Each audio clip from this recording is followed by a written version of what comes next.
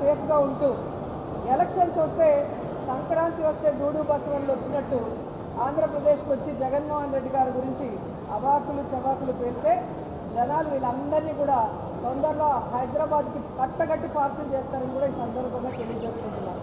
జగన్మోహన్ రెడ్డి గారు మంచి వ్యక్తి, మనసున్న వ్యక్తి కాబట్టే తన టైం అంతా కూడా ప్రజలకి సర్వీస్ చేయడానికి, సంక్షేమం అభివృద్ధి చేయడానికి ఉపయోగిస్తున్నాడు తప్ప ఇలాంటి వాళ్ళ మీద ఆలోచిస్తే వీళ్ళెవ్వరు కూడా ఈ ఆంధ్రప్రదేశ్లో అడుగు పెట్టే అవకాశం కూడా ఉండేది కాదు అని కూడా ఈ సందర్భంగా తెలియజేస్తున్న వేషన్ కాంగ్రెస్ని మాట్లాడే స్క్రిప్ట్ చంద్రబాబు నాయుడుది. మళ్ళీ చంద్రబాబు నాయుడుతో మమ్మల్ని కలిపినట్టు మాట్లాడుతుంది. ఆవిడ చంద్రబాబు నాయుడిని కలిసిన తీరు మీరు చూశారు, పవన్ని కలిసిన తీరు చూశారు. కాబట్టి ఈరోజు ఆమె మాటలకి క్రెడిబిలిటీ లేదు అనేది కూడా స్పష్టంగా చెప్తున్నాను. రాజశేఖర్ బిడ్డగా ఉన్నప్పుడు, రాజశేఖర రెడ్డి గారు బిడ్డగా ఉన్నప్పుడు ప్రేమ అభిమానం ఉంటుంది రాజశేఖర రెడ్డి గారి అభిమానులకి.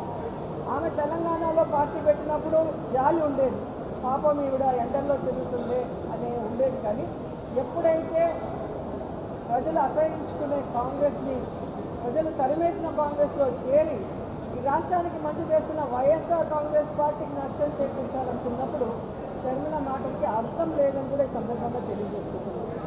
ఎందుకంటే షర్మిల గారు తెలంగాణలో పార్టీ పెట్టినప్పుడు స్పష్టంగా చెప్పింది, నేను ఇక్కడే పుట్టాను, ఇక్కడే చదువుకున్నాను, ఇక్కడే పెళ్లి చేసుకున్నాను, నా ప్రాణం ఉన్నంత వరకు ఈ తెలంగాణ ప్రజలకి కష్టం వచ్చినా నష్టం వచ్చినా అండగా ఉంటానని చెప్పింది.